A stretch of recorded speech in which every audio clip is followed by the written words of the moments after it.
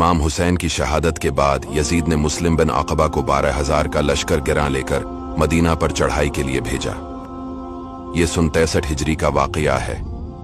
इस नामराद लश्कर ने मदीना तीबा में वो तूफान बर्पा किया, कत्ल गारत और तरह तरह के मजालिम हमसायागाने रसूल सल्लल्लाहु अलैहि वसल्लम पर किए।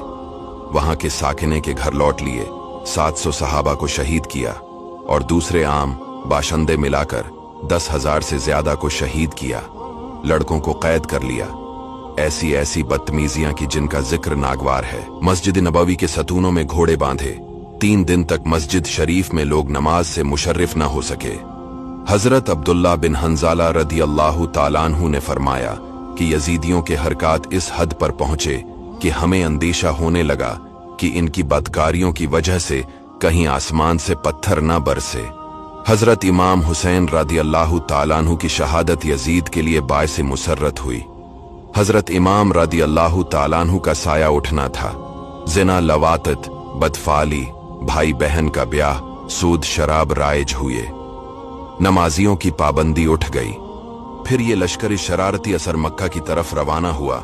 रास्ते में अमीर लश्कर मर गया और दूसरा शख्स इसका कायम मकाम किया गया। मक्का पहुंचकर इन बेदीनों ने मंजनीक से सिंगबाजी की।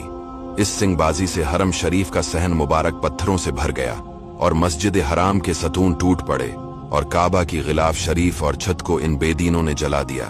काबा कई रोज तक बेलबास रहा और वहां के बाशिंदे सख्त मुसीबत में मुब्तला रहे।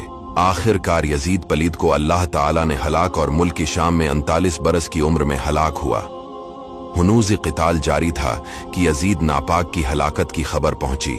हजरत इब्ने जुबैर रादी अल्लाह ताला अन्हु ने निदा फरमाई कि अहले शाम, तुम्हारा तागूत हलाक हो गया।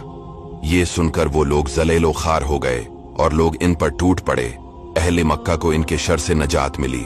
अहले हिजाज, यमन, इराक और खुरासान ने हजरत अब्दुल्लाह बिन जुबैर रदी अल्लाह ताला अन्हु के दस्ते मुबारक पर बैत की और अहले मिस्र और शाम ने मुआविया बन यजीद के हाथ पे बैयत की।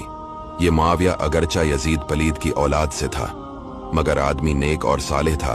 मुआविया बिन यजीद के इंतकाल के बाद अहल मिस्र शाम ने भी अब्दुल्लाह बिन जुबैर रदी अल्लाह ताला अन्हु की बियात की। उसके बाद मुख्तार ने इब्न साद और उसके बेटे और शिमर नापाक की गर्दन मारने का हुक्म दिया और इन सब के सर कटवा कर हजरत मोहम्मद बिन हनफिया बरादर हजरत इमाम रदी अल्लाह ताला अन्हु के पास भेज दिए और शिमर की लाश को घोड़ों के सम्मों से रोंदवा दिया, जिससे उसके सीना और पसली की हड्डियां चकनाचूर हो गईं। शिमर हजरत इमाम रदी अल्लाह ताला अन्हु के कातिलों में से है और इब्न सैद इस लश्कर का काफिला सालार कमांडर था, जिसने हजरत इमाम रदी अल्लाह ताला अन्हु पर मजालिम के तूफान तोड़े। आज इन जालिमान सितमशियार और मगरूरान नाबिकार के सरतन से जदा करके दुश्त बदश्त फिराए जा रहे हैं और दुनिया में कोई इनकी बेकसी पर अफसूस करने वाला नहीं।